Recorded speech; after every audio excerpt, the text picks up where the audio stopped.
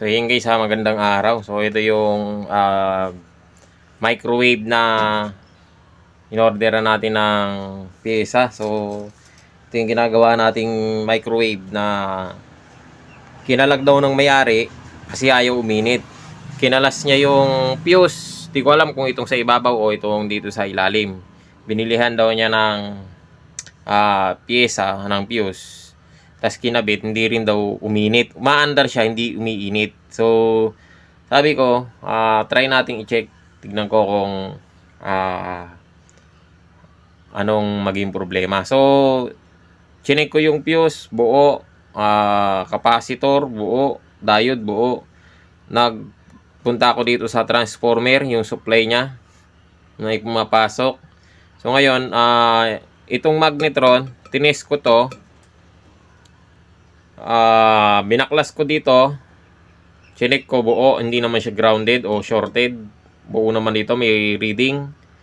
So nag-decide ako na i-test rin tong hindi ko na lang naipakita nung tin-troubleshoot ko to. So may pumapasok ay may lumalabas naman dito sa transformer. So nag-decide ako na orderan to ng tawag dito, magnetron. So ngayon dumating na at ikakabit na natin siya. So babaklasin ko lang muna tong magnetron niya. So ito nga pala yung niya 24 M24 FA -410A. So halos ganyan din naman yung na-order natin. Tignan ko kung uubra, kung iinit na ba siya. So dito kasi sa ganitong magnetron, sa ganitong kanya, kadalasan pag hindi uminit, shorted. Kadalasan shorted. O di kaya dito sa capacitor, diode, pero pag buwang fuse, magnetron. So kadalasan shorted sa ganito. Ito hindi naman shorted. May reading naman dito So ayan, kalagin natin, tingnan natin. Pero pakita ko sa inyo na may reading siya. At hindi siya shorted.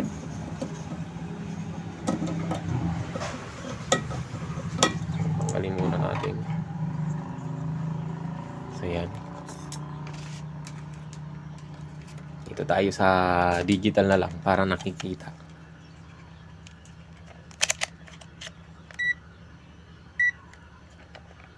So yan. Sa digital, meron siyang reading. So, hindi naman siya shorted. Tusukin lang natin. Pakita ko sa inyo na buo siya. So, yun yung tester natin. Hindi kita. So, yun, mayroon siya. Diba? So, may reading. Ayan. 8 ohms. 0.8. Diba? Meron siya, may reading. Hindi naman siya shorted. Kasi dito ay ikon mo siya sa dito sa isa saka sa body ground. So wala walang palo. OL. Sa kabila ganon din dito.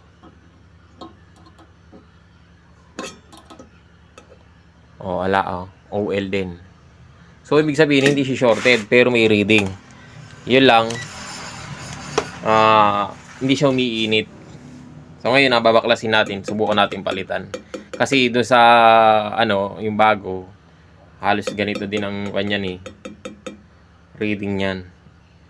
Pareha sila. So ngayon tatanggalin natin 'to. So ayan siya guys, natanggalan natin. Ito na siya. Nabaklas ko na. So tingnan natin yung isa.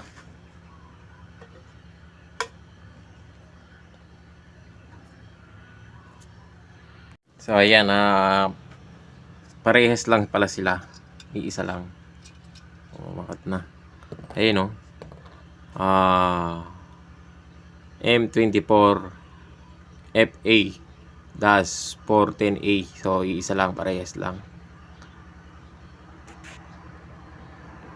Ngayon ikakabit natin. Testing natin. Na ikabit. So, di ko na siguro may pakita sa inyo yung pagsalpak nito. Walang hahawak ng camera. So, yan guys, naikabit na natin yung bago. At ito, okay na siya. Hindi pa pala, hindi pa natin siya na-testing, pero naikabit na natin kasi ito yung luma. So, ito yung luma niya. Mas maganda yung pagka ano nito kaysa do sa bago. Hindi ko lang alam kung tatagal itong bago, pero ano, mukhang halos parehas naman sila. Yun lang, pininturahan lang to para siguro magmukhang bago. So ngayon, testingin natin kung okay ba siya. Sana gumana. At ito, ang problema pa pala nito, isa pang problema nito, ito. Wala siyang ano, dinala nung may-ari. Oops. Wala yung pinaka-plate niya. So paano natin lalagyan, ano, siguro mangkok na lang. Lalagyan natin ng tubig. Wala yung ano wala yung pinaka-plate eh. O kukuha lang tayo ng tubig sa mangkok. So ayan guys, ayan mangkok, nilagyan ko na lang ng konting tubig. So ayan, may tubig yan, oh. Ayan. Testing lang naman, kahit bagya lang. Dito tayo sa mid-low. Yan, mid-low. So, ito pa isang problema. Wala siyang adapter.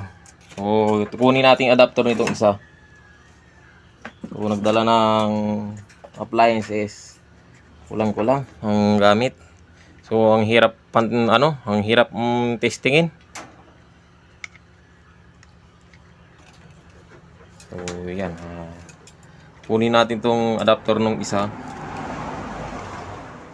Testingin natin. Sana okay. Gumana.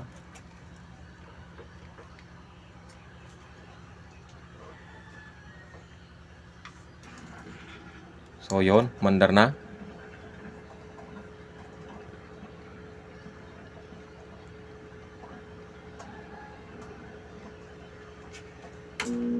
Yon.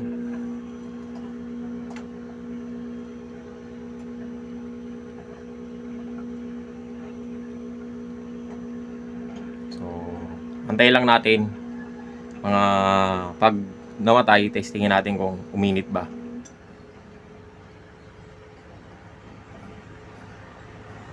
Pero sana uminit, sana okay na.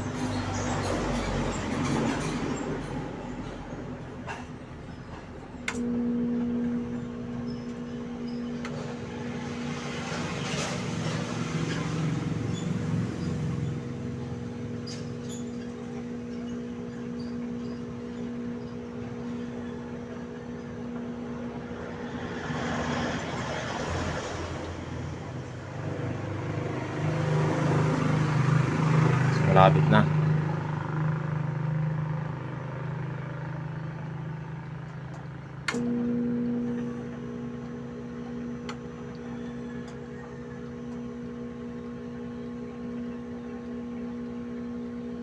Tapusin lang natin.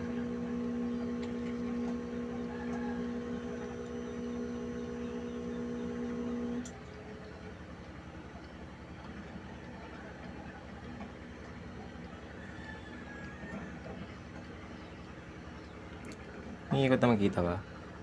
Malabo.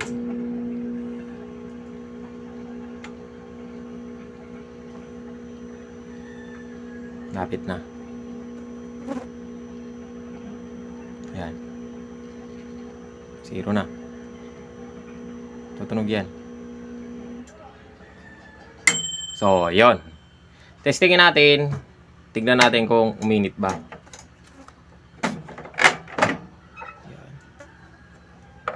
Nako. Mainit na. Ayun. Hindi lang siya umusok pero uminit na yung tubig. Ayun o, halos hindi mo na mahawakan, sobrang init ng tubig. So yan, ang naging problema nga niya, magnetron. So sa mga makaka-encounter dyan ng ganitong problema, tinest ninyo yung magnetron. So okay naman, may reading. Tapos hindi naman siya shorted. Chinek nyo yung capacitor, capacitor saka yung diode, okay naman. Tapos meron namang okay naman yung fuse.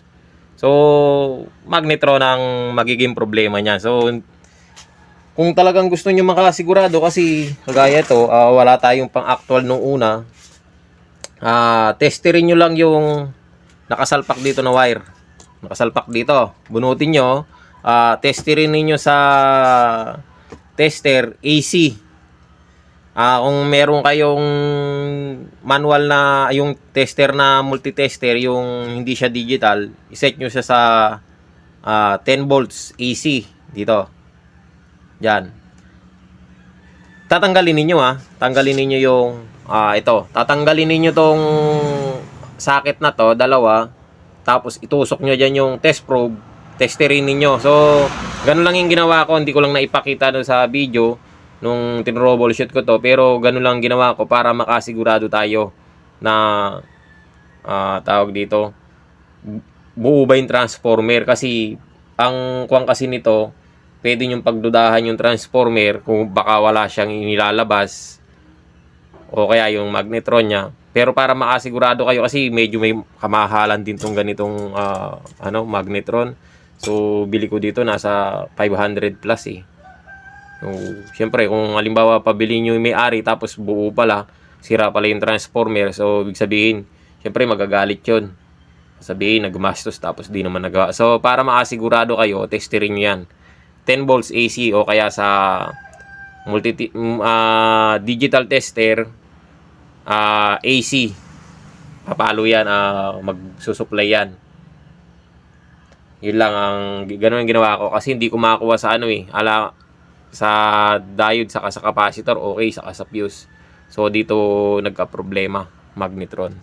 So ayun guys, ito pa nga pala, pag sinaksak ninyo, bago kayo mag-troubleshoot, pag sinaksak ninyo yan, i-discharge ninyo yung capacitor, may kuryente yan. So, sa mga baguhan dyan na ngayon pala makaka-encounter ng ganito, gagawa ng ganito, bago kayo gumalaw sa loob, dito, mag-troubleshoot, discharge nyo muna yung capacitor. Dalawang tenga ng capacitor. Para lang kayo nag-discharge sa capacitor talaga na sa TV, ganon. Tutusukin lang ninyo yung dalawang tenga gano'n ng pag-short ninyo. Kasi nag-iipon niya ng kuryente pag sinaksak ninyo eh. So, ganun lang siya guys. Sana nakatulong sa inyo yung video na to at maraming salamat sa panonood. So, pasensya na, hindi ko na ipakita yung pag-troubleshoot ko dito noon. Kasi maraming gawa noon. Nagsabay-sabay. Ito pa isa Ayan pa. So, ito, binuksan ko na sa nagmamadali kasi yung may-ari.